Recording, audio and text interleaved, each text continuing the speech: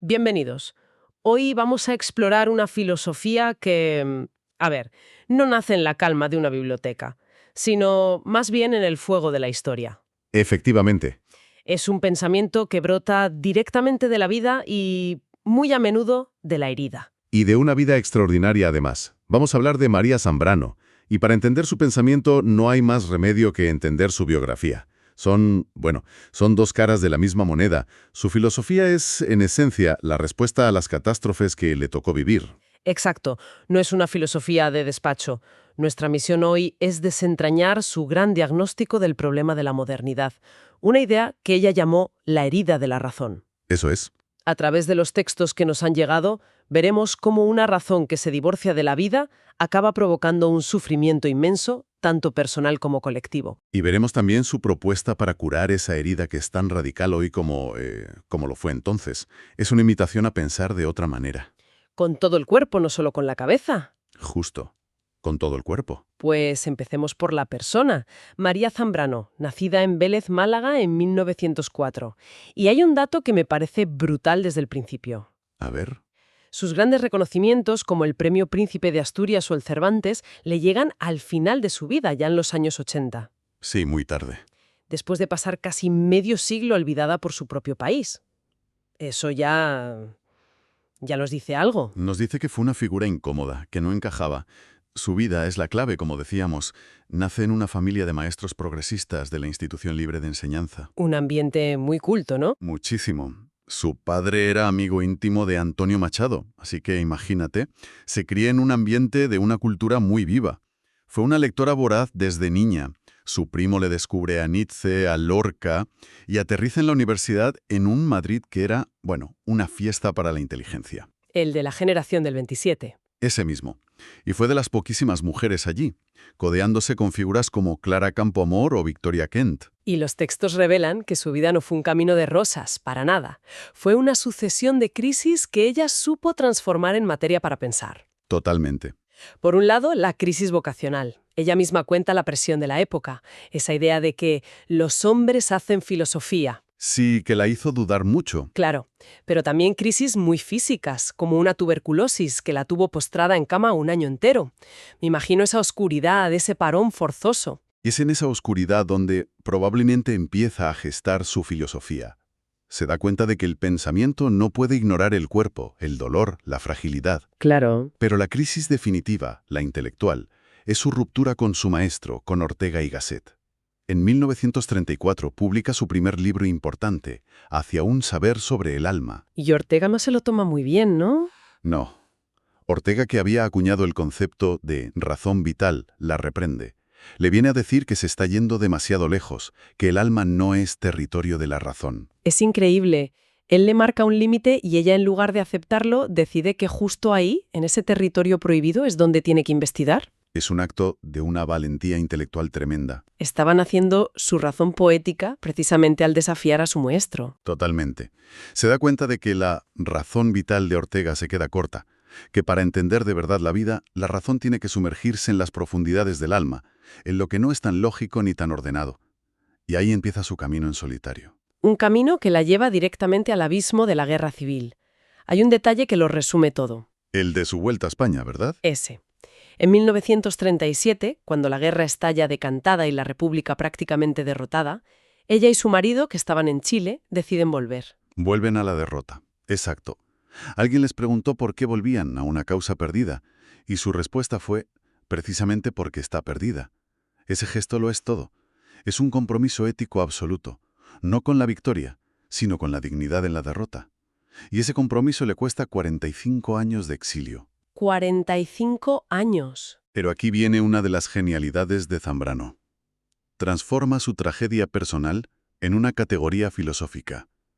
Para ella, el exilio deja de ser solo estar fuera de tu país. Se convierte en algo más, ¿verdad? En una metáfora de otra cosa. Exacto. Se convierte en una metáfora de la condición humana. Todos estamos en cierto modo exiliados de algo, de nuestra infancia, de una certeza, de un paraíso perdido. Ya. Y esa distancia, esa herida de la pérdida, es precisamente lo que nos obliga a pensar, a crear, a recordar. El exilio te da una perspectiva única. Pero un momento, porque los textos describen un exilio que no tiene nada de romántico, ¿eh? Nada. Fue un peregrinaje constante. México, Cuba, Puerto Rico, París, Roma.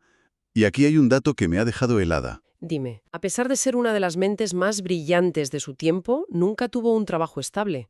Vivió literalmente de la caridad de sus amigos. Estamos diciendo que una de las grandes pensadoras del siglo XX sobrevivía con ayudas. Así de crudo. Y por si fuera poco, en París se reencuentra con su hermana Araceli. Su hermana. A ella le había pasado algo terrible, ¿no? Sí, Araceli había sido torturada por la Gestapo durante la ocupación nazi y estaba mentalmente destrozada, al borde de la locura. Vaya. Desde ese momento, María se convierte en su cuidadora. Las dos hermanas, solas, con problemas económicos, rodeadas de gatos en habitaciones de hotel. Es una imagen desoladora. Cuesta imaginar cómo se puede crear una obra filosófica de esa envergadura en esas condiciones. Ese desarraigo, esa soledad, sobre todo tras la muerte de su hermana en el 72. Claro. Todo ese dolor no es un pie de página en su obra, es la tinta con la que está escrita. Por eso su filosofía es tan potente. No es una abstracción, es la distilación de una lucidez que ha pasado por el alambique del sufrimiento más extremo. Como ella decía, solo se puede pensar auténticamente aquello que se ha vivenciado, que te ha atravesado el cuerpo. Toda esta vida de desplazamiento y pérdida que describes tiene mucho sentido como la materia prima de su filosofía. Se siente que no está observando un problema desde fuera, sino que lo está diagnosticando desde sus propias entrañas. Justo. Así que vayamos a ese diagnóstico. ¿Qué es exactamente la herida de la razón? A ver, para ella, todo se tuerce en la filosofía occidental con Descartes, en el siglo XVII. Es ahí cuando la filosofía traza una línea en la arena. ¿Y separa las cosas? Por un lado está la razón, lo puro, lo abstracto, la cosa que piensa.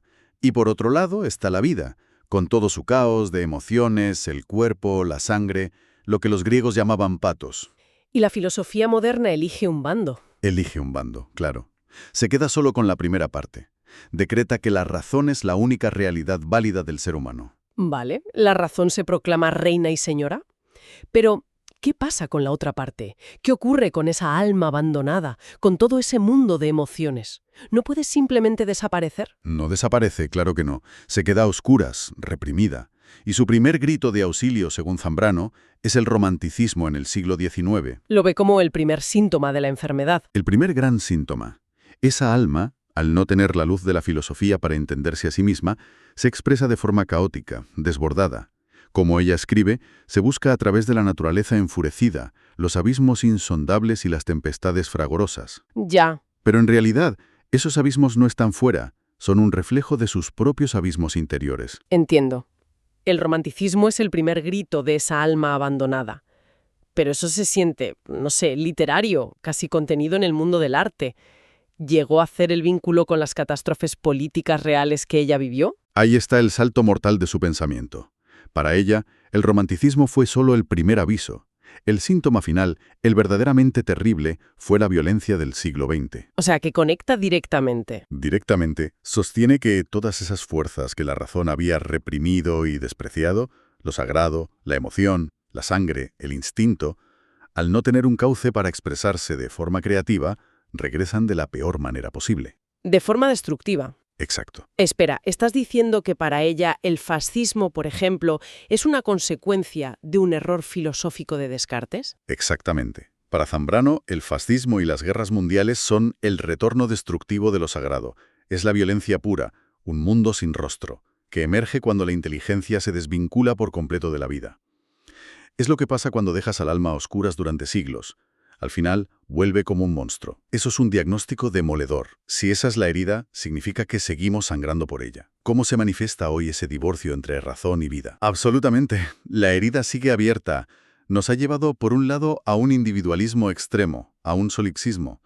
Al renunciar a la conexión con nuestra propia interioridad, con nuestras entrañas, hemos perdido también la capacidad de conectar de verdad con los demás. Y por otro lado, Hemos sustituido al Dios que mató la Ilustración por nuevos ídolos. Ídolos igual de exigentes y sacrificiales. ¿a qué ídolo se refiere? A los mercados, la innovación, la ciencia con mayúsculas, la velocidad. Seguimos viviendo lo que ella llama una historia sacrificial. Seguimos sacrificando nuestra humanidad en los altares de estos nuevos dioses. Eso es. Sacrificamos nuestro tiempo y nuestra paz en el altar de la productividad. Sacrificamos la comunidad en el altar del éxito individual. Su advertencia aquí es potentísima. Nada de lo real debe ser humillado. Y hoy humillamos constantemente la lentitud, la duda, la fragilidad. Todo lo que no es eficiente. Exacto. El diagnóstico es desolador, la verdad. Entonces, no hay salida. ¿Hay una cura para esa herida? Aquí es donde da un giro magistral.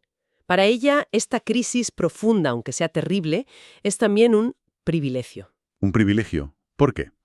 Es un privilegio porque la herida es tan evidente, el fracaso de la razón pura es tan palpable, que ya no podemos seguir ignorándolo.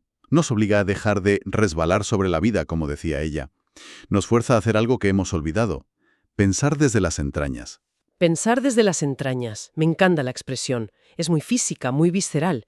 ¿Qué significa exactamente? Significa dejar de pensar sobre la vida desde una atalaya abstracta y empezar a pensar desde la vida misma. Significa tomar el sufrimiento, la experiencia, el patos y en lugar de reprimirlo, convertirlo en conocimiento, en logos. O sea que la cura tiene que nacer de la propia herida. Justo. Es un conocimiento que no tiene como órgano el cerebro, sino simbólicamente el corazón. No es un saber que busque construir sistemas filosóficos perfectos y atemporales. No, es un saber rítmico, vital. Vital, que late con la vida concreta de cada persona. Su objetivo no es crear un sistema, es sanar la vida. Eso me hace pensar en Machado, el amigo de su padre, y su famoso caminante no hay camino, se hace camino al andar. Suela a que ella está aplicando esa idea poética a la filosofía misma. Es una forma fantástica de plantearlo. Ella toma ese sentimiento y, por así decirlo, lo convierte en un arma contra la filosofía tradicional. Claro. Si la razón pura nos dio mapas abstractos, que no solo no evitaron la catástrofe, sino que quizá la provocaron, la propuesta de Zambrano es atreverse a caminar sin mapa, Confiando en el saber que nace de pisar la tierra, de sentir el cuerpo. de escuchar el latido de un corazón herido pero vivo. A esa nueva forma de saber la llamó razón poética. Así que el legado de María Zambrano es en el fondo una invitación a reunificar lo que la modernidad partió en dos: la razón y la vida, el pensamiento y la poesía, la cabeza y el corazón. Eso es. Es una filosofía que no teme mirar a los abismos porque entiende que es precisamente en la profundidad, en la vida, donde se encuentra lo esencial. Es una llamada a recuperar nuestra humanidad integral, a no conformarnos con las respuestas fáciles de los nuevos ídolos y a construir un pensamiento que esté al servicio de la vida, y no al revés. Cerramos entonces con una idea que queda resonando. Si, como dice Zambrano, nuestras sociedades actuales siguen exigiendo que sacrifiquemos partes de nuestra humanidad en altares como la productividad o la velocidad, la pregunta que su pensamiento nos deja abierta es: ¿qué aspecto de nuestra vida, personal o colectiva, sentimos que estamos sacrificando hoy en día? Y sobre todo, ¿qué significaría en la práctica empezar a pensar desde las entrañas para poder recuperarlo?